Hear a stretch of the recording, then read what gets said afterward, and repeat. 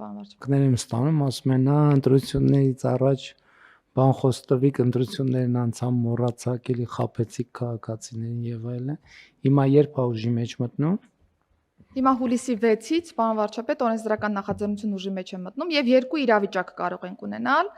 Առաջինը, օրինակ, եթե հուլիսի 6-ի դրությամբ արդեն զրկման ժամկետը ավարտված լինի, անձանց 1 տարի ժամկետով, օրինակ, զրկվել են, զրկման ժամկետը ավարտվել է, հուլիսի 6-ի օրը հենց կարող են դիմել մինչեւ 1 տարվա ընթացքում։ Կարող են անձինք Հայաստանում չլինել։ Այսինքն ուր պետք է դիմեն։ Պիտի հերթագրվեն մեր on-line պլատֆորմով,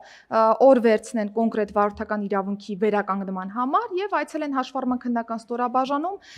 հիշենք, որ ունենք պետական турքի նախատեսում 50,000 դրամի չափով, պիտի արդեն տեղում կատարեն համապատասխան վճարումը եւ վարորդական իրավունքի վերականգնման հետ կապված եւս քննություն չեն տալիս, այս վերջին անգամ քննության։ Այո։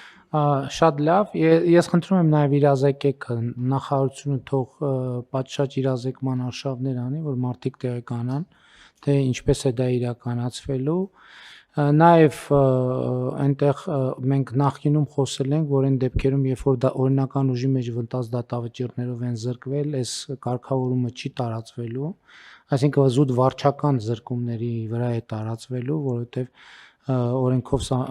օրինական ուժի մեջ մտնած դատավճիռների դեպքում դա լուծելի չի, այն ժամանակ էլ մենք մարդկանց ասել ենք,